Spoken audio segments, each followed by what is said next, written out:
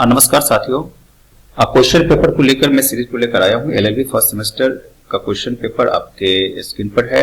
इस वीडियो में आपको मिलेगा एनवायरमेंटल लॉ पेपर है, पेपर 5 75 नंबर का क्वेश्चन जो कि आपको सेंटर पे एग्जाम देना पड़ता है, यही है आपका क्वेश्चन। और इसे देख करके आप एनवायरमेंटल लॉ का एक क्वेश्चन का पैटर्न देख सकते हैं, पैटर्न को फॉलो कर सकते हैं, किस तरह से कॉम्बिनेशन किया जाता है क्वेश्चंस का। यदि आप चैनल पर नए हैं तो बिल्कुल चैनल को सब्सक्राइब कीजिए और अपने फ्रेंड्स के साथ शेयर भी कीजिए और क्वेश्चन को देखिए। पहला अति लघुत्तरीय क्वेश्चन में आपका जो क्वेश्चन है वो है, इस खंड में आपको 5 प्रश्न है, 5 क्वेश्चन आपको इस खंड में है और किसी 3 का ही देना है। तो 3 मार्क्स का है, 3 9 यानी 9 मार्क्स का आपका क्वेश्चन हो गया। क्वेश्चन को देखिए पहले कि ये समझ रहे हैं मेन चीज कि आप किस तरह से प्रिपरेशन करेंगे। इसमें बताया गया कि क्लाइमेट चेंज, इस पर आप क्या करना है, एक्सप्लेन करना है। वाटर पोल्यूशन के बारे में भी एक्सप्लेन करना है, यानी उस पर 4 नोट्स लिखना है एक्सप्लेन करके। जिसके बाद ए और बी हो गया आपका 1 नंबर में। उसके बाद आ जाइए सी नंबर पे जो है कि मीनिंग ऑफ फॉरेस्ट, फॉरेस्ट का क्या मीनिंग होता है, इन्वायरमेंटल लॉ में क्या बताया गया है।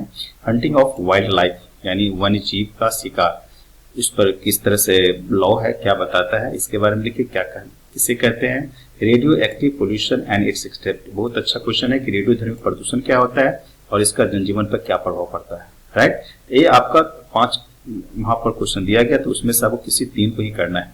अब आइए बी की बात करें, सेक्शन बी। सेक्शन बी में आपका शॉर्ट क्वेश्चन आंसर है। शॉर्ट क्वेश्चन आंसर जो है वो आपका, इसमें आपको खंड 7 प्रश्न है, इसमें से सिर्फ 4 का आंसर देना है, यानी आपके पास 7 क्वेश्चन मिलेगा और 7 में से आपको 4 ही देना है। इससे 2 चीज आप कर सकते हैं। यदि किसी दूसरी यूनिवर्सिटी, किसी अदर यूनिवर्सिटी में है तो आपको क्वेश्चन की पैटर्न समझ में आ जाए, किस तरह से क्वेश्चन टॉपिक से पूछा जाता है, और यदि क्वेश्चन को कर लेते हैं तो बिल्कुल आपको अच्छे से आंसर भी आप अपने एग्जाम में लिख सकते हैं, चाहे आप कहीं पे एलएलबी कर रहे हो और आपका सब्जेक्ट जो है इन्वायरमेंटल लॉ है। तो what are the causes of pollution, क्या कारण है प्रदूषण का। पृथ्वी सम्मेलन की टिप्पणी लिखिए। ग्रीन हाउस के प्रभाव अवधारणा, यानी ग्रीन हाउस को आप पढ़िए, ग्रीन हाउस से संबंधित आपका क्वेश्चन यहाँ बन जाएगा। पृथ्वी सम्मेलन पर भी टिप्पणी है, तो पृथ्वी सम्मेलन क्या है, कैसे है, ये भी बन जाएगा। और प्रदूषण कैसे होता है, इसका कारण क्या है, इसका असर क्या होता है, तब आपको कोई भी क्वेश्चन छूटेगा नहीं। इस तरह से आपको क्वेश्चन देखते देखते आपको क्या करेंगे, बहुत सारा चीज आपको टॉपिक बहुत ही क्लियर हो जाएगा। आइए डी नंबर क्वेश्चन पे देखते हैं कि राज्य प्रदूषण नियंत्रण, यानी हर एक स्टेट में जो है प्रदूषण को कंट्रोल करने के लिए जो है बोर्ड है, उस बोर्ड की क्या शक्ति है, बोर्ड क्या है, ये भी आप तैयार कर लें। पर्यावरण के संदर्भ में जो यहाँ है कि पब्लिक न्यास भी है, आपका ट्रस्ट है, तो वो क्या है, उसका सिद्धांत क्या है, इसे भी देख लीजिए। एफ नंबर में ऑप्शन आप क्वेश्चन जो है वो है कि right the note of protection of forest Bharat में वन संरक्षण पर एक टिप्पणी लिखिए। और इसके बाद जी नंबर में है कि discuss the composition and function of the state biodiversity board, यानी राज्य जैव विविधता बोर्ड के गठन और कार्यों का विवेचना कीजिए। यहाँ पर आपने जी तक क्वेश्चन देख लिया। अब आइए सेक्शन सी में आ जाते हैं। सेक्शन सी में आपका लॉन्ग क्वेश्चन है। लॉन्ग टाइप क्वेश्चन जो है उसमें आपको जो है दीर्घोत्तरीय क्वेश्चन पूछा जाएगा और वो क्वेश्चन जो है आपका 4 क्वेश्चन रहेगा, उसमें से 2 देना है। आपको मेन चीज क्या देखना है, वो देखना है कि आपका क्वेश्चन इन्वायरमेंटल लॉ से किस तरह का पूछा जाता है। मेन आपको खास ध्यान उसी पर देना है। राइट, तो 15 नंबर का क्वेश्चन है, 2 क्वेश्चन देना, 30 मार्क्स का क्वेश्चन। क्वेश्चन किस तरह का है इसमें ये आपको देखना है। आइए, तो पहला क्वेश्चन है कि इसमें कि discuss the composition and jurisdiction of national green tribunal. National green tribunal के बारे में यदि आप टॉपिक पढ़ लेते हैं तो इससे संबंधित बहुत सारे क्वेश्चन आपको कभी भी किसी तरह से पूछा जाएगा तो आप सोल्व कर लोगे। बी नंबर है कि explain environmental protection and law of torts. तो इसमें लॉ ऑफ टोर्ट्स के बेस पर जो है इन्वायरमेंटल प्रोटेक्शन को बताया गया है।